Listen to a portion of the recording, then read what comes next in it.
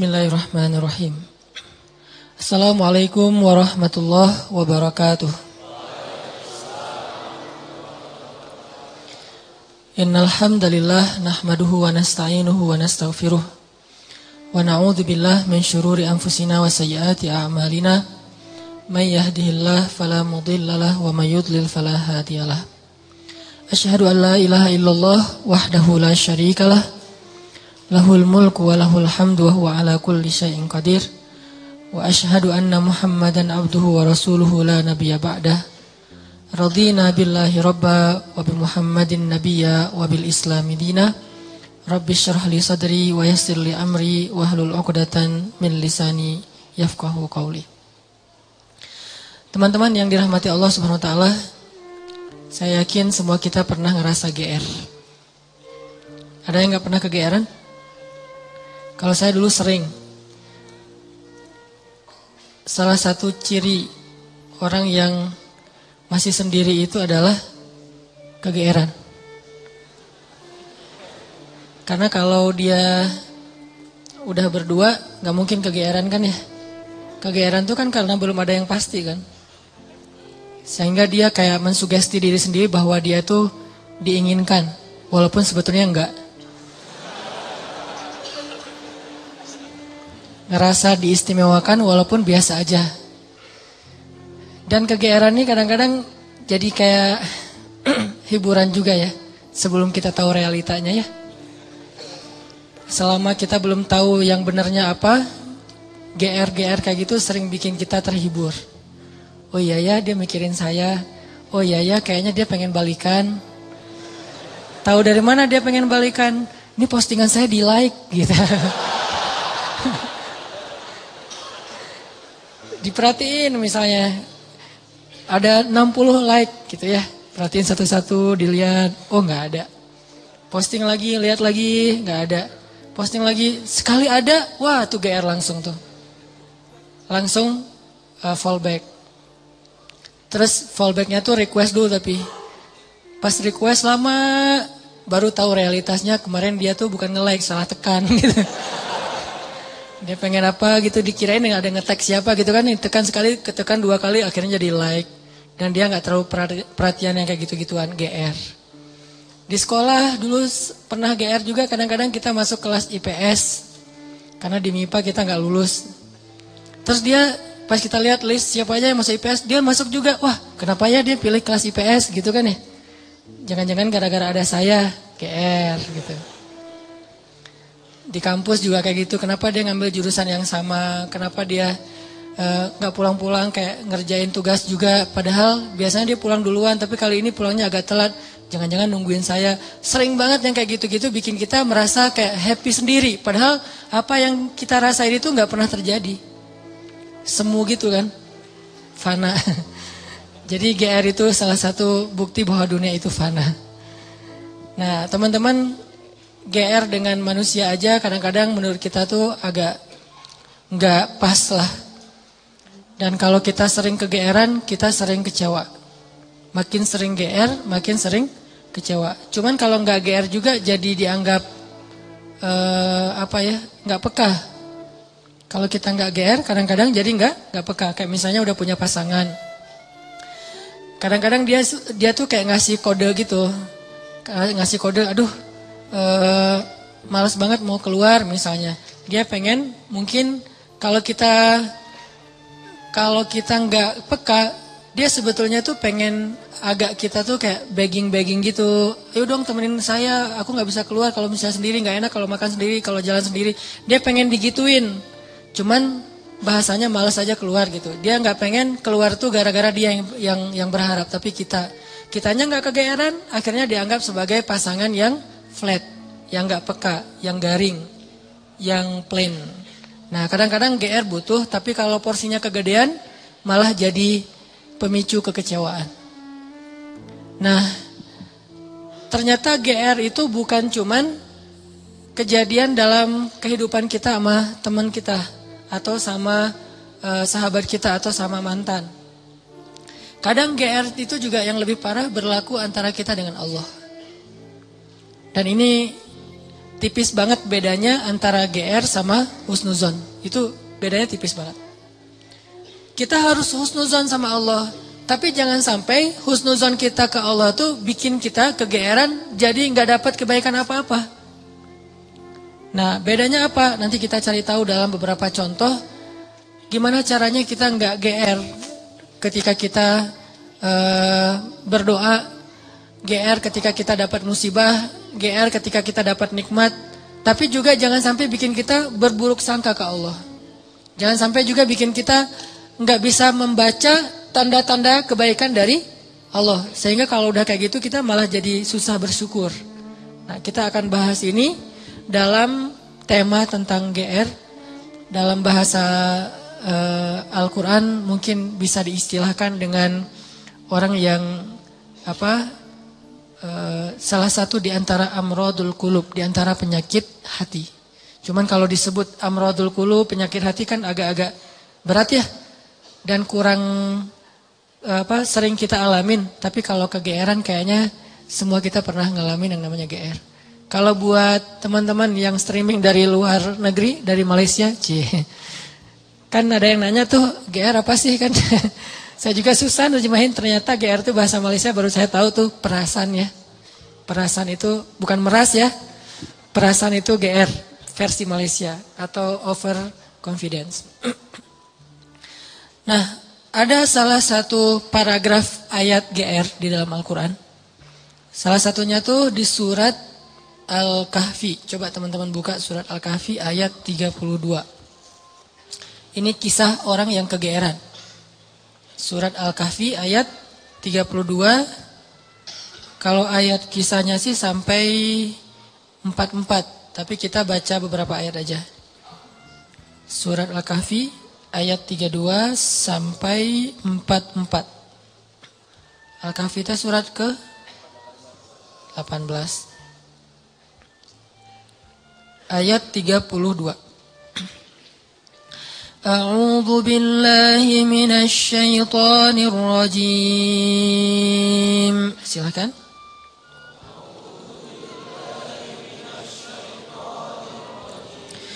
Bismillahirrahmanirrahim.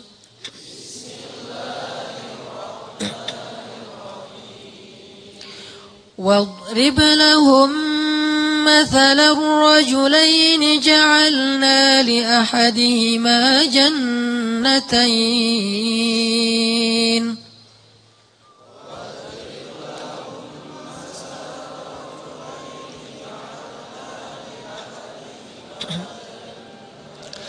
جعلنا لأحدهما جنتين من أعناب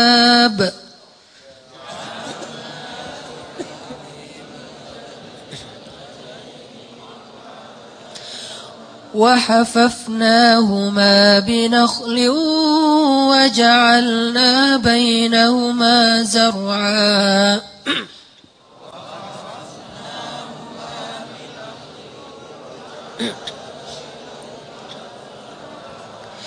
كلتا الجنتين آتت أكلها ولم تظلم منه شيئا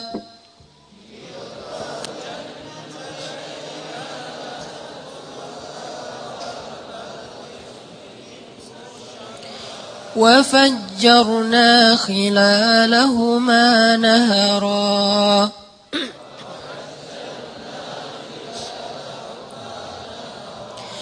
وكان له ثمر فقال لصاحبه وهو يحاوره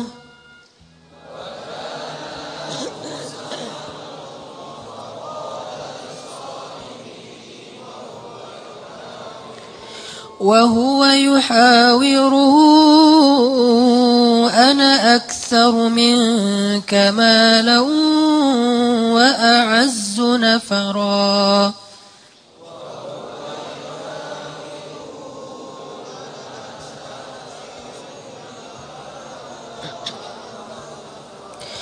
ودخل جنته وهو ظالم لنفسه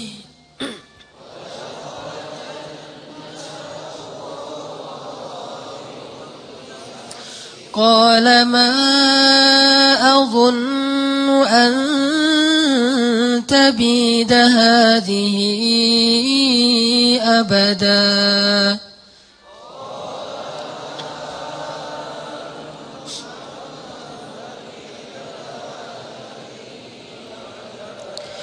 وما أظن الساعة قائمة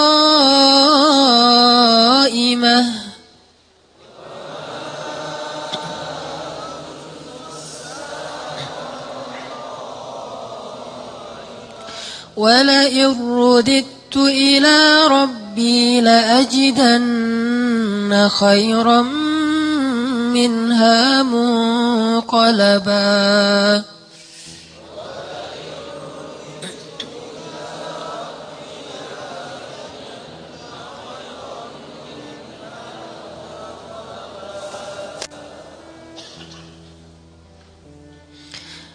Dan sampaikanlah perumpamaan kepada mereka tentang kisah dua orang laki-laki Bani Israel. Yang seorang kafir, namun kami beri kepada dia 2 buah kebun anggur yang kami kelilingi kedua kebun itu dengan pohon-pohon kurma. Dan di antara kedua kebun itu kami buatkan ladang. Kemudian kebun itu menghasilkan buah yang sangat banyak, yang tidak pernah berkurang sedikit pun. Dan di celah-celah kedua kebun itu kami alirkan sungai. Dan dia memiliki kekayaan yang sangat besar. Maka dia berkata kepada temannya ketika sedang berbicara dengannya, sesungguhnya hartaku lebih banyak daripada hartamu, dan keturunanku lebih kuat. Dan dia memasuki kebunnya dengan sikap merugikan dirinya sendiri karena angkuh dan kufur. Dia berkata, aku yakin kebun ini tidak akan pernah binasa selama-lamanya. Dan aku yakin hari kiamat itu tidak akan pernah ada. Dan seandainya aku dikembalikan kepada Tuhanku kelak, pasti aku akan mendapatkan tempat kembali yang lebih baik daripada ini. Sadaqallahul azim. Ini contoh orang yang GR. Gimana contoh orang yang GR? Dia itu jauh dari Allah. Malah kalau di ayat ini dia nggak beriman kepada Allah sebetulnya. Dia nggak menyembah Allah, dia syirik. Tapi dia ngerasa diistimewakan oleh Allah. Ada orang yang syariat nggak dia jalanin. Ibadah nggak dia lakuin. Akhlak nggak baik-baik amat. Dia punya harta tapi nggak pernah mau haji. Punya kelebihan harta nggak pernah bayar zakat. Nggak pernah bantu orang lain. Sholat sering ditinggalkan. Aurat dia buka. Tapi kehidupannya baik. Secara finansial dia sukses, karirnya luar biasa, terus networkingnya luas. Pokoknya hidupnya itu kayak gak ada kekurangan apapun dalam urusan dunia. Lalu dia berpikir, oh kayaknya Tuhan gak benci-benci amat sama saya. Jadi gak penting-penting amat juga harus setaat yang si fulan. Buktinya tuh yang rajin ke masjid masih miskin. Buktinya tuh yang udah menjalankan syariat dengan baik masih susah. Buktinya yang udah haji ternyata kehidupannya gak lebih baik dari saya. Artinya dia kegeeran, ngerasa bahwa dia itu diistimewakan oleh Allah Subhanahu wa taala, padahal dia tuh jauh dari Allah Subhanahu wa taala. Ini contoh kegeeran. Atau dalam pekerjaan dia melakukan pekerjaan-pekerjaan yang sebetulnya dia tahu itu gak boleh. Hasilnya itu gak halal. Pekerjaan yang menzalimi orang lain, baik menzalimi secara sengaja ataupun memang sistemik. Dia sengaja ngezalimin orang kayak curang dalam timbangan gitu kan ya. Atau secara sistem memang jenis pekerjaannya itu menzalimi orang lain sehingga gak halal. Cuman dengan pekerjaan itu dia sukses gitu. Sedangkan ada temannya yang kata dia terlalu idealis, malah gak bisa sukses kayak dia.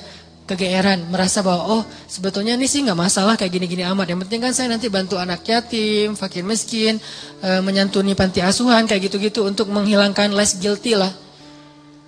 Padahal dalam bahasa Al-Quran kadang-kadang Allah menyebut sanastadrijuhum min haitsu la ya'lamun. Ini dikenal dengan istilah istidraj. Istidraj. Apa itu istidraj? Pasti teman-teman pernah dengar. Istidraj itu Allah udah sampai ke tahap ngebiarin dia. Dan ini adalah paling bahaya dalam hidup seorang hamba ketika dia dicuekin sama Allah. Kalau Allah masih perhatian sama dia, ketika dia salah, Allah tegur. Ketika dia salah, Allah kasih kesempatan. Ketika dia salah, Allah kasih ujian. Supaya apa? Supaya dia insaf, terus dia balik kepada Allah Subhanahu wa taala. Kalau orang masih dikasih ujian, masih dikasih musibah, masih ditegur sama Allah dengan niat supaya dia balik, sebetulnya Allah masih perhatian sama dia. Justru ketika ada orang yang bikin dosa, terus Allah biarin aja, nggak ada masalah setelah dia bikin dosa dan seterusnya, kayaknya hidupnya tuh lempeng, nyaman. Sebetulnya Allah lagi nyuekin dia, dan dicuekin Allah itulah seburuk-buruk kondisi seorang hamba. Makanya ada surat pembukaannya itu adalah kata-kata cuek. Makanya surat itu kalau kita baca nggak boleh pakai bismillah. Ta'awuz langsung ke ayatnya. Yaitu surat apa? Surat Baro'ah. Atau nama lainnya adalah At-Taubah. Baro'atun. Arti Baro'atun tuh terserah lu deh gitu. Baro'atun tuh arti lainnya terserah kamu deh. Atau saya udah nggak mau ikut-ikutan ya. Atau bahasa lain udah cuek aja deh, biarin aja dia sendiri. Atau bahasa sosmednya Allah unfollow sama dia. Masih mending unfollow, masih bisa dilihat di history ya. Di blog. Ini baro'atun. Kalau dalam bahasa surat yang lain, zarhum. Biarkan mereka. Yakhudu wa yal'abu, bersenang-senang, bermain-main. Ini paling bahaya. Dan orang dalam kondisi kayak gini, kadang-kadang kegeeran. Cuman kita husnuzon ke Allah, Allah gak baro'ah sama kita. Jangan sampai ada kesan gini teman-teman. Kita dulu mungkin pernah mengalami masa-masa yang kelam gitu ya. Atau kalau bahasa ustadz mah, atau bahasa fikih jahiliyah. Pernah mengalami masa-masa jahiliyah, banyak dosa, jauh dari Allah, ninggalin sholat, kayak gitu-gitu. Hampir semua dosa-dosa besar itu kita pernah ngelakuin. Pas udah hijrah kita ngomong gini, ada untungnya juga sih ustadz, saya dulu pernah nakal. Kalau enggak saya jadi enggak kayak gini sekarang. Kalau enggak saya jadi enggak tahu kalau itu ternyata bahaya. Jadi dengan saya pernah nakal dulu, sekarang saya bisa ngedidik anak saya. Saya tahu anak saya kalau ada indikasi-indikasi mulai nakal nih, saya tahu banget. Karena saya dulu pernah kayak gitu. Enggak ada untungnya teman-teman. Yang harus kita syukuri bukan kita pernah nakal. Yang harus kita syukuri, kita pernah nakal tapi Allah masih kasih kita kesempatan. Itu yang kita syukuri, kesempatan tuh. Sampai akhirnya kita bisa berhijrah, Allah kasih hidayah, itu yang kita syukuri. Alam yajidaka yatiman fa'awa wa wajadaka dhallan dhal. Kenapa dhal itu kayak panjang bacanya? Karena sesat jauh gitu kan ya. Kita pernah tersesat jauh. Dan tersesat itu bukan hanya soal akidah. Tersesat dalam masalah ketaatan. Kita gak taat kepada Allah. Tersesat jauh. Sibuk dengan dunia. Kemudian kita foya-foya jauh banget dari Allah. Wa wajadaka dhallan fahada. Allah tarik balik kepada kebaikan. Yang harus kita syukuri bukan dolnya, tapi fahadanya, hidayahnya. Karena kalau kita berpikir untung juga saya dulu pernah nakal, ini bagian dari kita salah faham terhadap Allah. Jadi enggak ada baiknya kita pernah nakal, enggak ada baiknya kita pernah bandel, enggak ada baiknya kita pernah jahiliyah, pernah bikin dosa. Baiknya adalah alhamdulillah kita bisa taubat, bisa hijrah. Dan kalau kita dengar cerita orang-orang yang ngisahin masa lalunya, jangan takjub kepada dianya, tapi kita takjub kepada Allahnya. Ya Allah baik banget ya. Dia udah sejauh itu Allah gak ilfil sama dia. Dia udah sejahat itu Allah gak ninggalin dia. Dia udah sezolim itu sama Allah, mencurangi hak-hak Allah. Allah gak nutup pintu rahmat untuk dia. Allah itu maha baik. Jadi yang kita kagumin tuh Allah yang udah nyelamatin dia dari masa-masa yang sulit. Bukan justru dia, oh hebat ya, lo bisa bikin dosa terus taubat. Enggak. Bukan dia yang hebat, Allah yang hebat. Karena betapa banyak orang yang Allah biarkan baro'atun dan matinya dalam keadaan su'ul khatimah. Dan Allah pasti punya alasan yang kita enggak mengerti. Yang jelas enggak mungkin Allah menzalimi hambanya. Jadi teman-teman, ada orang ketika dikasih nikmat, ketika dikasih kemudahan, ketika dikasih kelapangan rezeki, kadang-kadang dia jadi merasa bahwa oh, berarti tidak ada yang perlu diperbaiki dari kehidupan saya. Tidak ada yang perlu diperbaiki dari amal-amal saya. Enggak ada yang perlu diperbaiki dari ibadah saya. Karena nggak ada masalah dalam hidup saya. Seolah-olah dia baru mau memperbaiki diri kalau ada masalah. Bukankah jauh dari Allah itu masalah paling besar? Musibah paling besar dalam hidup kita itu kalau kita jauh dari Allah. Harusnya kita telat salat subuh juga, itu udah sedih tuh. Bukan hari ini telat salat subuh atau nggak salat subuh sampai dijamak dengan duha. Tapi hari ini nggak ada masalah. Nggak ada kerugian, nggak ada musibah, nggak ada kecelakaan, nggak ada masalah dengan pasangan. Oh, jadi aman nih hari ini nggak ada masalah apa-apa. Bukankah masalah terbesar itu masalah terbesar kita itu bukan didiemin sama pasangan. Walaupun buat saya itu berat banget.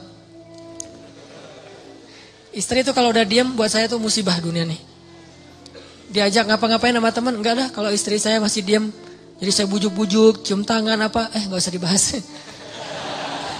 Pokoknya gimana biar dia mau senyum dong, senyum, paksa-paksain senyum, akhirnya dia senyum, alhamdulillah.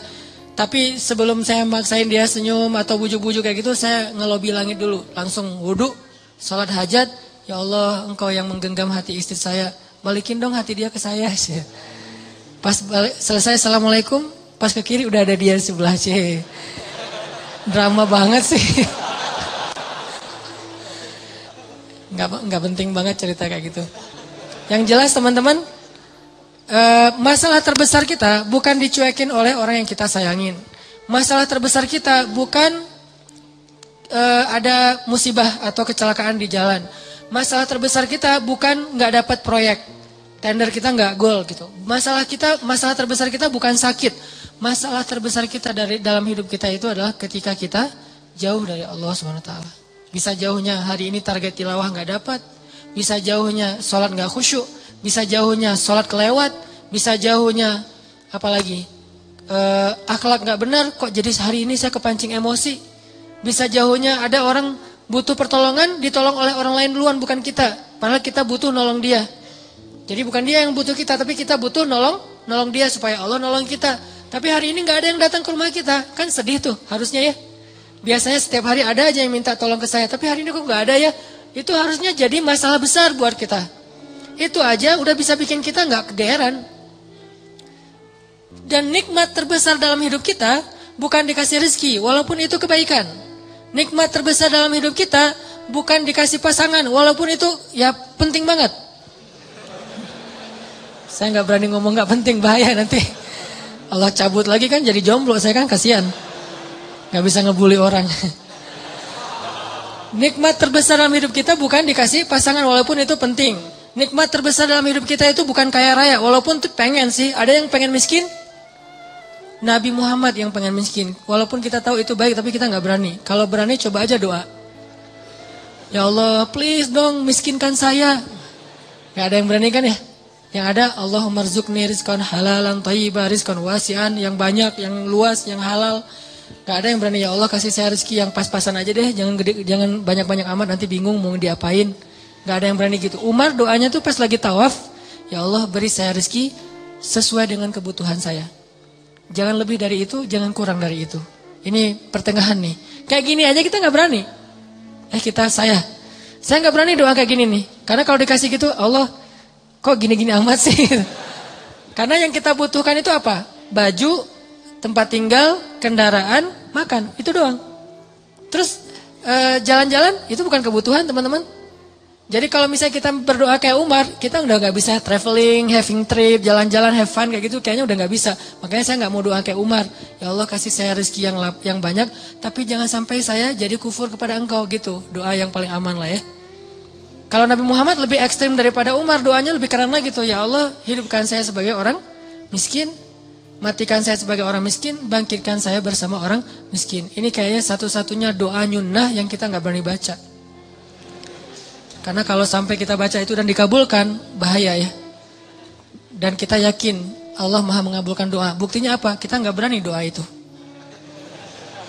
Seandainya kita ragu Allah mengabulkan doa, ya udah coba aja baca doa itu. Kan kita bilang Allah gak akan kabulkan lah doa saya. Ya udah coba baca. Ya Allah hidupkan saya sebagai orang miskin, berani gak? Kalau kita nggak berani, berarti secara alam bawah sadar kita masih mengakui Allah maha mengabulkan doa. Buktinya nggak berani minta miskin.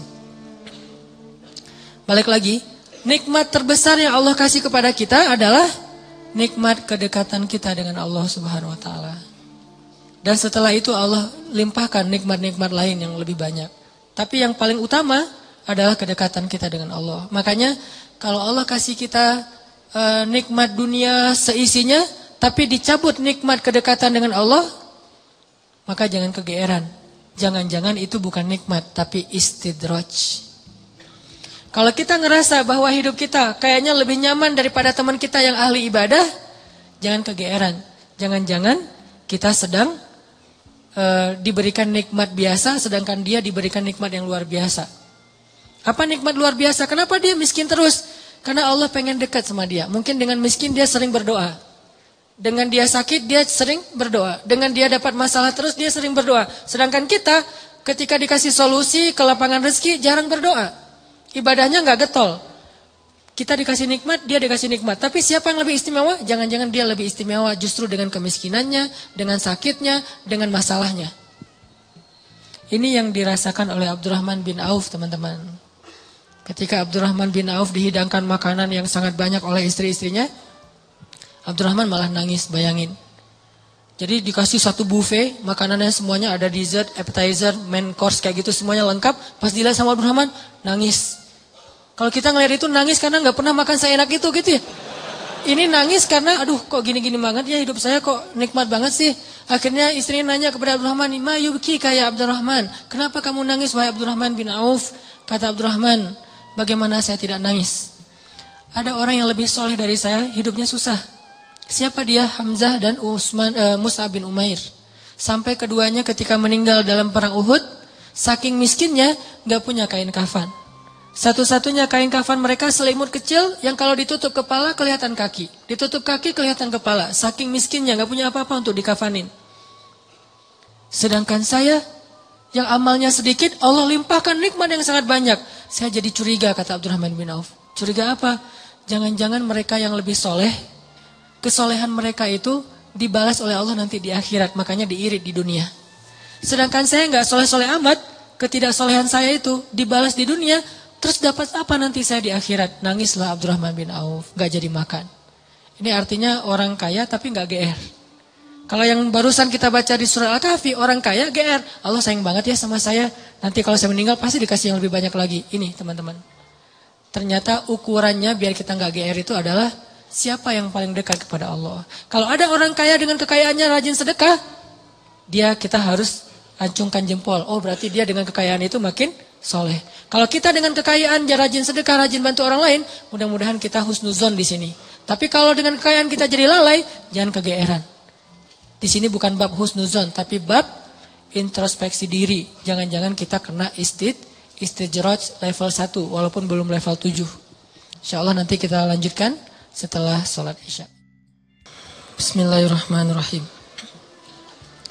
Teman-teman, kita masih ngebahas tentang GR dalam merespon nikmat dan ujian dari Allah Subhanahu wa taala. Kan biasanya kalau kita ngomongin tentang nikmat identik dengan syukur ya. Terus kalau ujian identik dengan sabar. Tapi enggak selalu kayak gitu keadaannya. Kadang-kadang nikmat itu bisa bikin kita GR. Ujian bisa bikin kita salah sangka kepada Allah Subhanahu wa taala. Seolah-olah Allah kalau kasih ujian itu kayak gak suka sama kita. Padahal kadang Allah kalau kasih ujian itu tandanya masih perhatian sama kita. Kenapa tuh perhatiannya ngasih ujian? Bisa banyak banget alasannya. Bisa pengen ngapusin dosa-dosa kita, bisa pengen ngangkat derajat kita, walaupun kita gak usah terlalu kegeeran ke sana, minimal menghapus dosa-dosa ya. Bisa juga emang mungkin hanya dengan cara dikasih ujian kita rajin beribadah. Dan itu kita banget kayaknya tuh. Kalau lagi banyak masalah, tahajudnya rajin. Mendekati ujian nasional, tahajud gak tinggal selama sebulan. Hari ujian nasional terakhir, malamnya udah gak tahajud lagi. Kan kita banget nih. Nah orang yang tipenya kayak gini kadang emang cara untuk biar dekat ke Allah emang dikasih ujian. Makanya jangan jadi tipe kayak gitu. Walaupun ada orang lain yang soleh tapi tetap dikasih ujian. Kenapa? Karena Allah Subhanahu wa taala benar-benar pengen lebih dekat sama dia. Makanya Nabi bilang asyadun nas balaan al-anbiya summas sholihin. Orang yang paling banyak diuji sama Allah itu orang para nabi, kemudian orang soleh, kemudian yang mendekati kesolehan dan seterusnya dan seterusnya. Ternyata kadang ketika kita dikasih nikmat, kita tuh jadi kegeeran. Jangan-jangan ternyata nikmat itu bukan sebuah anugerah, justru nikmat itu adalah sebuah istidraj. Gimana kita ngebedain anugerah sama istidraj? Indikatornya sederhana. Seperti apa hubungan kita dengan Allah lewat nikmat itu. Kalau nikmat itu menjauhkan kita dari Allah dan makin nikmat makin jauh, biasa-biasa aja, lempeng dalam urusan agama, berarti nikmat itu adalah istidraj. Kalau nikmat itu bikin kita makin bersyukur, bentuk syukurnya bisa makin dekat ke Allah dalam bentuk ibadah, bisa juga makin banyak manfaatnya ke orang lain dengan berbagi, berarti nikmat itu adalah anugerah. Dua-duanya nikmat, karena dua-duanya dinikmati. Tapi ada anugerah, fadl, ada juga istidraj. Atau kadang-kadang kegeeran kita kasus yang lain, misalnya gini, kayak dalam keluarga ya, dalam keluarga kita berdoa nih, berdoa, ya Allah mudahkanlah rezeki saya, keluarga saya, pasangan saya, kayak gitu-gitu. Atau anak kita sakit, terus kita berdoa, ya Allah sembuhkanlah anak saya. Yang berdoa malam itu bukan cuma kita loh. Orang tua kita berdoa, pasangan kita berdoa. Kadang sampai pembantu juga berdoa. Tiba-tiba Allah kasih kita nikmat lewat doa ini. Misalnya anak sembuh, misalnya kita lulus ujian, misalnya dapat kerjaan. Terus kita tiba-tiba kegeeran. Ya doa saya diijabah banget ya. Di sini nih kegeerannya nih. Apa ini enggak husnuzon Ustaz? Husnuzonnya kalau Allah Maha baik ya. Mau mengijabah doa orang yang tidak layak diijabah. Ini husnuzon. Kalau kegeeran, ya alhamdulillah saya orangnya layak diijabah doa ya. Doa saya itu cepat banget diijabah. Lu baru semalam doa, hari ini udah ijabah. Kalau yang diomongin adalah kitanya, itu kegeeran. Kalau yang diomongin adalah kebesaran Allahnya, itu namanya husnuzon, bagian dari tahaddus bin ni'mah. Wa amma bi ni'mati rabbika fahaddis. Yang dibicarain tuh bukan kita, tapi Allahnya. Atau kalau mau lebih nggak GR lagi, kita berhusnuzonnya bukan cuma ke Allah. Allah Maha baik plus, oh ini kayaknya ada doa di dalam keluarga saya nih yang diijabah oleh Allah. Bisa doa ibu, bisa doa ayah, bisa doa pasangan, bisa doa bahkan pembantu yang kita nggak tahu diam-diam dia mendoakan kita. Jadi bukan kitanya yang hebat, yang keren, yang soleh, tapi ada orang lain di sekeliling kita yang soleh kemudian mendoakan sehingga memudahkan urusan kita. Sama kayak dalam dakwah, misalnya saya dengan teman-teman bikin pemuda hijrah nih. Pemuda hijrah ini dulu taklimnya 3 tahun yang lalu paling banyak cuma 30 orang. Selama 8 tahun. Tiba-tiba alhamdulillah Allah berikan keberkahan, jadi rame. Kita jadi bareng-bareng sekarang, ada ribuan orang misalnya. Saya selalu mention ke teman-teman, ini pasti ada orang di antara tim kita nih, yang dia itu sama Allah itu dekat banget. Yang diam-diam malam dia berdoa, gara-gara doa dialah jadi banyak kemudahan untuk kita. Bukan, mungkin yang doa semua ikut berdoa. Saya berdoa, teman-teman semuanya berdoa. Cuman jangan kegeeran, ya alhamdulillah ya. Saya baru doa kemarin, sekarang udah diijabah. Ini kalau kita kayak gini, ini agak kegeeran. Sesekali wajar. Kalau sering kali, ini gak bagus. Bikin kita jadi ngerasa udah baik, udah soleh. Dan Allah mengatakan, fala tuzakku anfusakum. Jangan kalian menganggap diri kalian udah baik, soleh, suci. Huwa a'lamu bimanittaqo. Allah lebih tahulah siapa yang paling taat. Jadi teman-teman, kadang kayak gitu kegeerannya. Atau ada juga bentuk kegeerannya gini. Dia jomblo. Udah gitu ngelamar cewek hafizah 30 juz.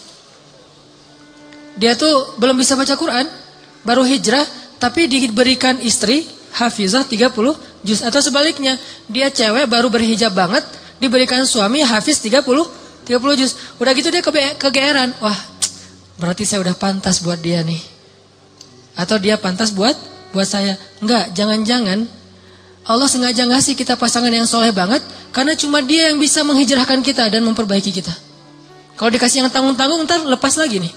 Makanya dikasih yang gak tanggung-tanggung. Sekalian aja yang paling soleh, yang paling taat, yang paling berwawasan agama luas, sehingga kita disuruh belajar ke dia. Bisa kayak gitu. Padahal yang datang ke dia itu banyak. Ada yang sama-sama hafiz. Kenapa yang lebih baik dari kita hafiz gak diterima? Karena udah sama-sama soleh. Terus siapa lagi yang perlu diperbaiki kan? Bisa jadi kita justru ketemu dengan orang yang keren. Karena Allah pengen memperbaiki kita dengan lewat orang itu. Ini biar kita gak kegeeran. Ustadz, kenapa sih harus gitu-gitu amat? Karena itulah sifat orang yang beriman. Coba teman-teman buka surat orang-orang beriman. Surat apa? Al-Mu'minun. Surat orang-orang beriman. Surat 23 ayat 60. Itu sifat orang yang beriman. Surat 23 ayat 60.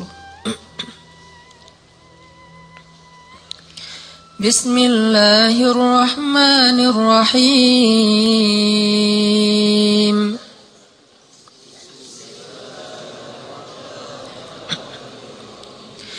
والذين يؤتون ما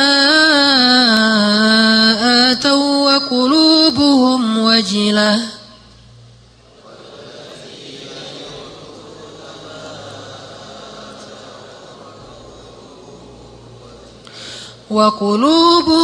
وجلة أنهم إلى ربهم راجعون.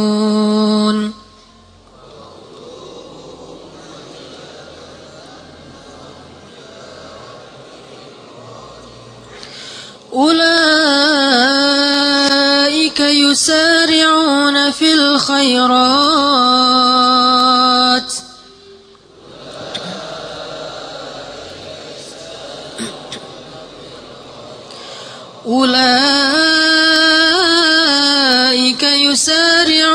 في الخيرات وهم لها سابقون.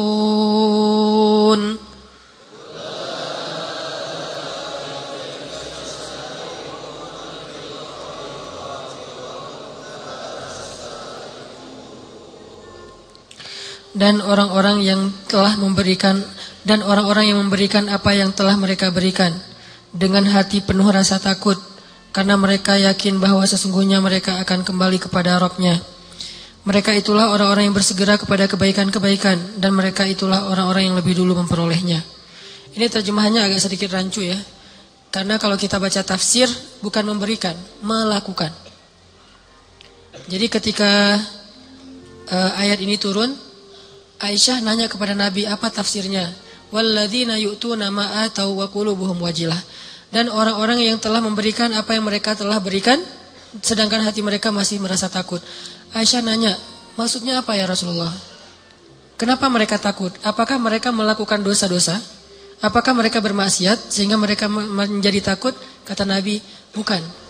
Maksud melakukan atau memberikan di sini adalah mereka udah sholat, mereka puasa, mereka sedekah. Jadi bukan cuma sedekah ya, semua amal soleh. Mereka udah bantu orang. Jadi mereka itu udah banyak banget ngelakuin kebaikan, sedangkan hati mereka wajilah, masih merasa takut. Takut apa? Takut ketika kembali kepada Allah, gak sanggup menghadap Allah dengan amal yang sedikit. Coba bayangin, udah banyak amal, masih takut menghadap Allah, wajilah. Gimana lagi kalau berbuat dosa, beramal aja masih takut sama Allah. Kalau kita kan kadang-kadang ngerasa takut ke Allah itu kalau habis buat dosa ya. Dan ini juga bagian dari iman. Keren sih. Cuman iman kan berderajat-derajat. Lahum darajatun inda rabbihim. Orang beriman aja bertingkat. Ada orang beriman ketika bikin dosa takut kepada Allah, langsung taubat. Ada yang lagi yang lebih tinggi, lagi berbuat baik takut sama Allah. Kenapa? Dia ngerasa amal baiknya tuh sedikit dan waktunya terbatas. Dia pengen berbuat yang banyak tapi nggak punya waktu, nggak punya merasa lemah, merasa tidak maksimal, merasa belum memberikan semua hak Allah, merasa kurang, merasa belum istimewa, belum sempurna. Ini orang yang walladzina yu'tuna ma atau wa qulubuhum wajilah. Makanya teman-teman, kalau teman-teman perhatiin di akhir surat Al-Baqarah, kan tuh ada doa Rabbana la tu'akhidna in nasina aw akhtana. Itu bukan doa orang yang berbuat dosa loh. Itu doa orang habis beribadah. Dia habis beribadah, habis sholat misalnya, doanya Rabbana la tu'akhidna in nasina aw akhtana. Udah beribadah masih minta maaf sama Allah. Ya Allah, jangan marah ya sama saya kalau saya ada yang silap, ada yang lupa, ada yang gak sempurna. Ini orang beriman, udah beribadah masih minta maaf. Sama kayak ayat idza jaa nasrullahi wal fath wa ra'aitan nasa yadkhuluna fi dinillahi afwaja fasabbih bihamdi rabbika wastaghfir.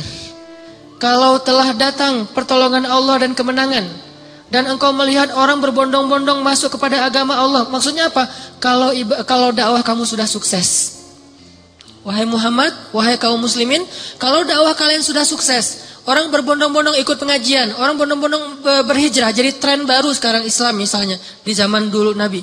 Orang berbondong-bondong memeluk agama Islam. Dakwah kamu tuh udah keren banget, usaha kamu tuh udah maksimal. Ketika kamu mendapatkan kesuksesan dalam dakwah, maka pujilah Allah dan beristighfarlah. Kenapa? Habis berdakwah, habis sukses malah disuruh beristighfar. Dan yang disuruh itu adalah Nabi loh secara personal, bukan kaum muslimin. Kalau kaum muslimin mungkin mengatakan fasabbihu bihamdi rabbikum wastaghfiru gitu kan ya. Tapi karena personal, fasabbih bihamdi rabbika wastaghfir. Engkau wahai Muhammad. Jadi Nabi banget yang disuruh. Kalau Nabi aja disuruh istighfar, apalagi umatnya. Dan Allah menyuruh Nabi istighfar bukan habis berbuat dosa, bukan. Karena Nabi tidak berbuat dosa. Kapan disuruh istighfar? Habis sukses dalam dakwah disuruh istighfar. Kenapa? Inilah mukmin. Dia nggak pernah merasa dirinya sempurna. Dia nggak pernah merasa bahwa ini karena kerja saya, karya saya, hasil jerih payah saya, karena saya hebat. Enggak. Istighfar tetap kepada Allah. Karena kalau nggak Allah tolong, kamu nggak akan sukses. Gitu maksudnya. Kenapa kalau Allah nggak tolong kamu nggak akan sukses? Karena apa yang kamu lakukan itu harusnya kamu nggak bisa sukses. Soalnya yang kamu lakukan itu belum maksimal, belum ideal, belum sempurna, belum istimewa. Tetap aja ada kurangnya. Karena sifat dari insan mahallul khata' wan nisyan. Pasti ada salah dan lupa, pasti. Jadi gimana pun kita dapat nikmat, hati kita wajilah. Apalagi nikmat dunia doang. Nikmat ibadah aja tetap wajilah. Nikmat ibadah kan, yuk tuh nama atau berarti mereka sholat, puasa, zakat, sedekah, haji, umroh, kayak gitu-gitu, tilawah, hafal Quran, tapi hatinya masih waqulubuhum wajilah. Padahal itu yang dikasih nikmat ibadah loh. Gimana kalau yang dikasih nikmat dunia? Karena nggak mungkin kan nikmat ibadah itu istidraj. Mungkin nggak? Nikmat ibadah istidraj. Allah membiarkan dia aja sholat sendiri. Nggak mungkin kan?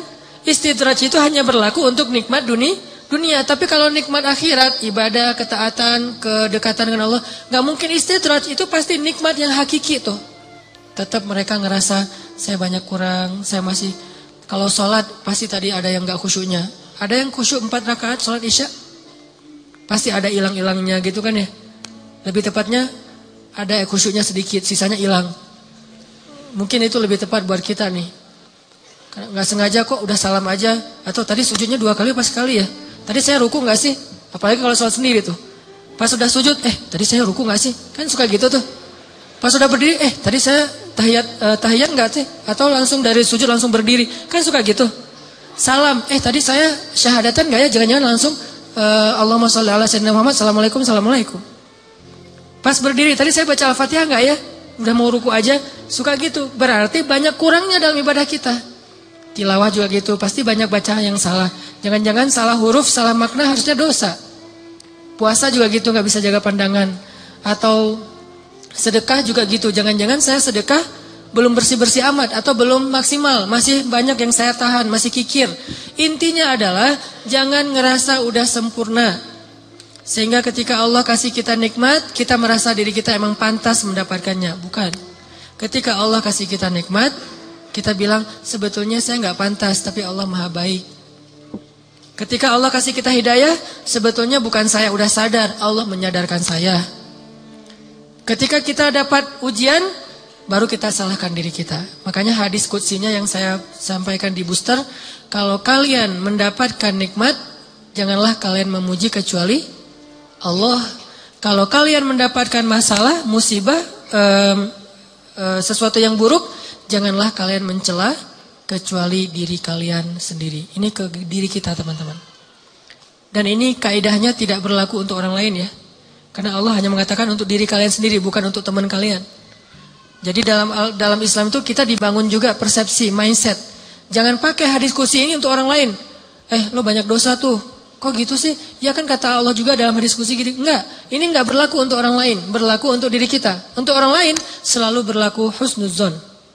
Ijtanibu katsiran minadh-dhon, jauhi prasangka buruk kepada orang lain. Kalau dia dapat nikmat, Masya Allah, Allah sayang kepada dia sehingga diberkahi rezekinya. Kalau dia dapat ujian, Masya Allah, Allah pengen menggugurkan dosa dia, pengen mengangkat derajat dia. Kalau ke kita dapat nikmat, saya sebetulnya nggak pantas, tapi Allah baik banget sama saya. Kalau kita dapat ujian, emang saya layak diginiin sama Allah. Ya Allah, ampunkan dosa saya, angkat musibah saya. Terus mana ada peluang buat kita menghakimi orang lain? Kan nggak ada peluang. Sesama mukmin, sesama muslim, nggak ada peluang kita menjelek-jelekan orang lain. Nah, kalau teman-teman perhatikan di surat Al-Mu'minun yang ayat 60 tadi, coba mundur beberapa ayat, ayat 55, itu jelas banget. Jadi satu paragraf ini lagi ngomongin tentang bab GR nih. Ayat 55 itu orang yang GR. Surat Al-Mu'minun ayat 55 Allah bilang, ayahsabuna annama numidduhum bihi min malin wa banin nusari'u lahum fil khairati bal la yash'urun. Apakah mereka mengira ketika kami memberikan mereka banyak harta dan keturunan, berarti kami menyegerakan untuk mereka kebaikan? Enggak, mereka enggak ngerti, kata Allah. La yash'urun itu enggak sadar, enggak ngerti, enggak ngerasa. Jadi enggak selalu ketika Allah numiddu lahum mim malin wa banin, ketika Allah ngasih harta dan keturunan yang banyak, maksud harta dan keturunan itu kehidupannya bahagia, rumah tangganya aman-aman aja, enggak ada masalah, maka berarti nusari'u lahum fil khairat, belum tentu. Seolah-olah Allah itu sayang banget sama dia, belum tentu. Kalau gitu kita suudzon sama Allah, enggak. Kita tetap berpikir Allah itu maha baik. Terus kalau kita dapat nikmat, itu bukti bahwa Allah maha baik, bukan karena kita pantas. Atau mungkin ini adalah ujian dari Allah. Antara dua. Antara Allah emang baik banget walaupun kita enggak pantas, atau Allah sedang menguji kita dengan ujian yang kita senangi. Dulu ketika masih sendiri, setiap malam tahajud. Ya Allah, beri saya pasangan imam yang bisa ngimamin saya. Gak apa-apa deh yang dibaca Al-Ikhlas juga. Yang penting dia imam. Yang imam, ya Allah beri saya makmum. Mudah-mudahan dia tetap mengamini doa-doa saya. Walaupun mungkin doa saya gak fasih. Doain. Setiap malam tahajud. Allah kasih nih. Persis kayak bayangan kita banget nih, spesifik, hidungnya, matanya, wah segala macam, gua banget lah pokoknya. Pas udah dapat gitu masih bangun tahajud nggak? Atau udah mulai telat-telat dikit? Kenapa telat-telat dikit? Susah bangunnya sekarang. Kalau dulu bangun cuman ngangkat bantal guling atau cuman selimut doang, itu juga kadang-kadang karena seringnya selimut udah terbang kemana, bantal guling kemana tidurnya teh. Maceh banget tidurnya. Ada juga pas dia mau bangun. Sekarang beda, bukan bantal guling, lengan. Mungkin lengan itu lebih ringan daripada bantal guling. Secara kilonya kayak gitu ya. Tapi rasanya berat. Taruh lengan. Aduh, gimana nih caranya? Ntar dia terbangun. Kan saya nggak pengen ngebangunin dia. Kasihan, alasannya modus. Nggak tahajud. Atau tahajudnya telat.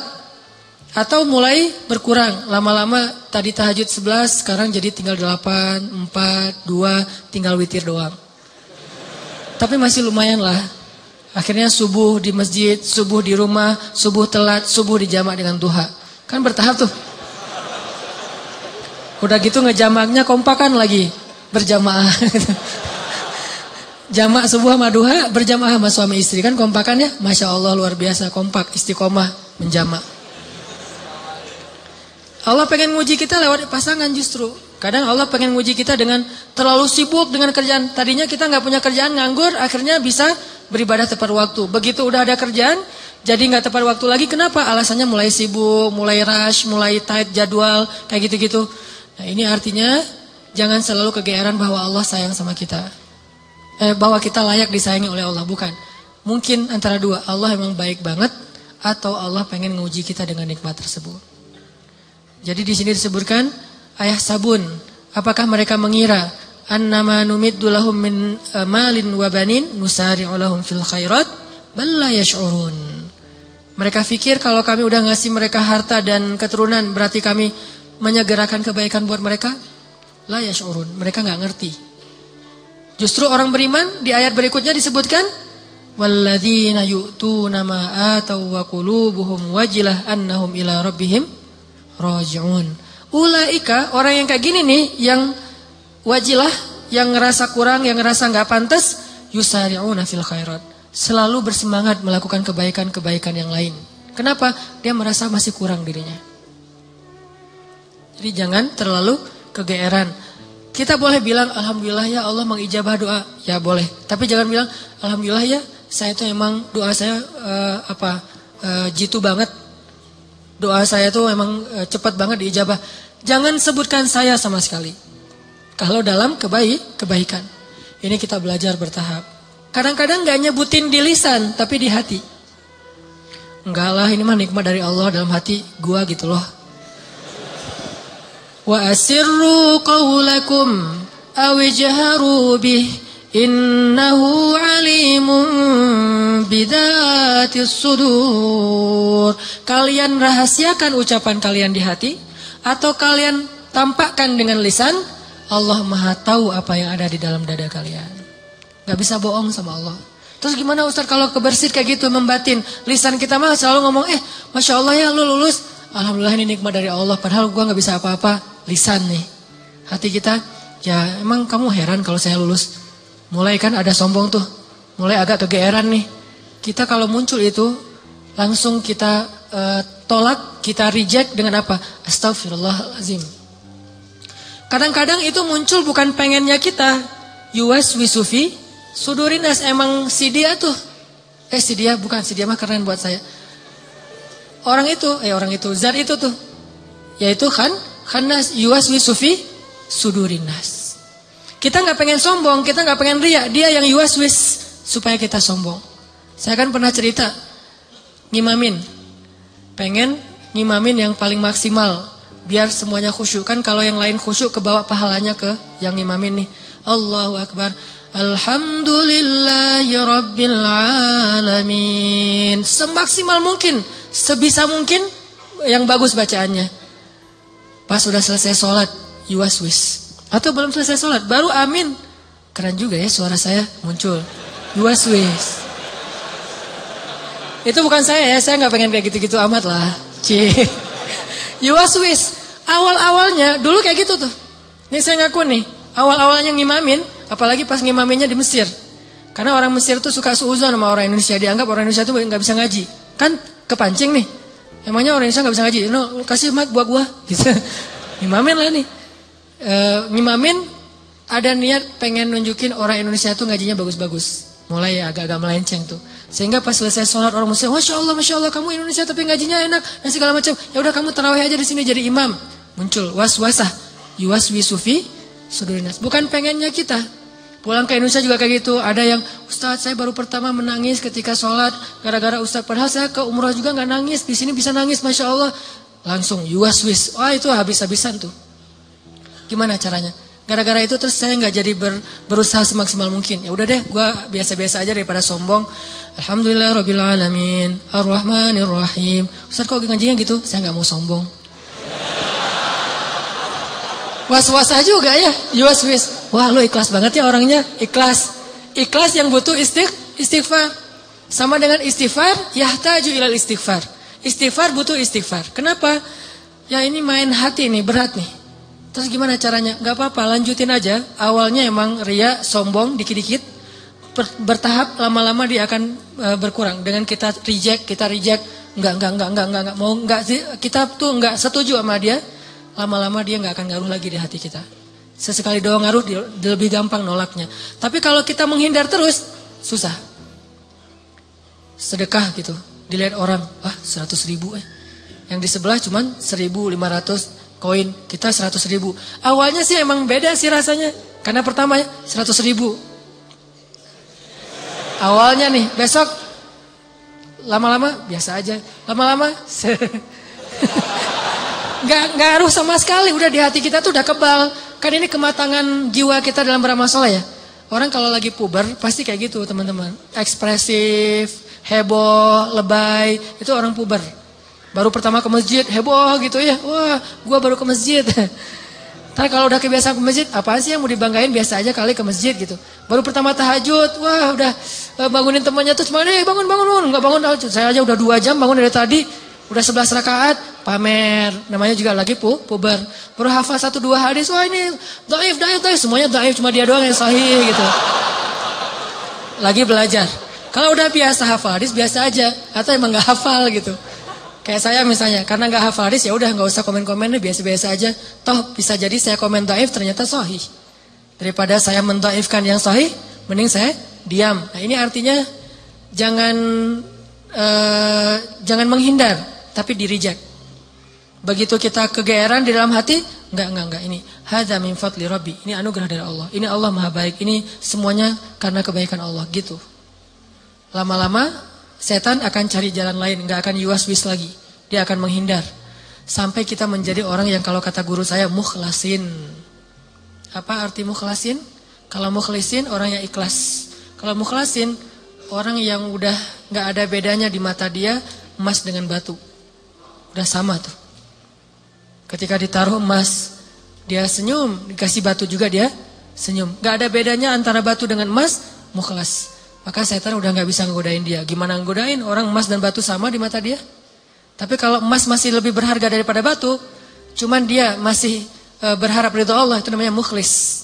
Kalau emas lebih berharga daripada batu dan dia tidak lagi berharap ridho Allah, itu udah gak mukhlis. Ada orang yang riya, ada mukhlis, ada mukhlas. Di mata Nabi Muhammad SAW, emas dan batu itu udah sama. Makanya setan udah nggak mau goda-godain Nabi Muhammad, kecuali ada setan yang masih anak baru gitu, godain Nabi Muhammad. Kalau setan yang udah senior ya, udah tahu oh itu Muhammad nggak usah digodain deh, habis-habisin waktu loh. Mending godain yang lain-lain aja yang sahabat. Tapi kalau yang baru-baru kayak semangat gitu, gua mau godain orang nih. Pas ngeliat, wah ini ada lagi sholat digodain Nabi Muhammad digodain. Kan sia-sia ya. Jadi kayak buang-buang waktu gitu. Dia godain Nabi Muhammad, begitu Nabi selesai sholat, dipegangin, digulung sama Nabi, digantung di tiang masjid. Teriak-teriak gitu. Pas pagi-pagi anak-anak Madinah, anak-anak kecil gitu, pergi sholat subuh, ngelihat ada bola tuh, mau diambil sama mereka, mau ditendang-tendang. Kata Nabi, jangan. Udah ditendang-tendang, mereka dia udah kesulitan, dikeroyok sama anak kecil Madinah gitu. Bayangin jin di masa itu jadi bola. Terus ditendang-tendang sama anak Madinah, diambil sama Nabi, dilepas, terus dia lari. Baru dia sadar sekarang, saya ternyata salah godain. Yang digoda adalah Rasulullah SAW. Kata teman-temannya, lo sih gak ada yang nanya ke senior. Ini teman-teman artinya memang gak bisa sekaligus. Kadang memang kita kegeeran juga. Dan saya ngerasa kadang kegeeran. Lagi doa kayak kemarin misalnya, ya Allah saya doa di dalam hijir ya. Saya doa ya Allah kasih saya jalan agar saya bisa mengunjungi kamp pengungsi di Suriah. Saya pengen banget ke sana gitu, pengen ngelihat langsung. Mudah-mudahan dari situ semangat untuk bersosial, ngelakuin kegiatan kemanusiaan itu lebih kencang lagi. Pulang dari sana nggak lama kemudian dapat jalan langsung. Insya Allah April mau ke kamp pengungsi misalnya, langsung kegeeran. Doa saya diijabah ya, keren ya. Yang muncul kayak gitu kan? Enggak. Kita tolak nih. Gimana nolaknya? Sebetulnya sih saya belum pantas ke sana, tapi Allah pengen ngasih saya ke jalan kebaikan. Gitu. Terus aja gitu. Lama-lama hal-hal yang kayak gitu nggak akan mempengaruhi keikhlasan kita lagi. Terakhir teman-teman, balik lagi kepada awal, kalau kita ngelihat ada orang dapat musibah, kita berhusnuzon dengan cara mudah-mudahan musibah ini mengangkat derajat dia. Kalau kita ngelihat teman kita dapat nikmat, kita berhusnuzon dengan mengatakan dia memang pantas mendapatkan nikmat itu karena Allah sayang sama dia. Sebaliknya kalau ke kita dapat musibah, kita katakan saya banyak dosa, makanya dikasih ujian kayak gini untuk menghapus dosa saya. Kalau kita dapat nikmat, kita katakan saya sebetulnya nggak pantas, tapi Allah Maha baik sehingga Allah memberikan kenikmatan ini untuk saya. Mudah-mudahan dengan mindset kayak gini, nggak ada lagi di antara kaum muslimin saling menyalahkan, saling menghujat, saling mentahzir, saling menjudge, saling menghakimi. Nggak. Kita fokus saja beramal masing-masing dan saling mendoakan orang lain. Apalagi kepada pasangan, jangan sampai kita ketika kadang-kadang gunain kartu as gitu ya sebagai suami. Istri misalnya ngelakuin apa terus ada masalah, tuh kan? Makanya dengerin kata-kata suami, kegeeran kan ya? Mungkin bukan karena kata-kata kita dia dapat masalah.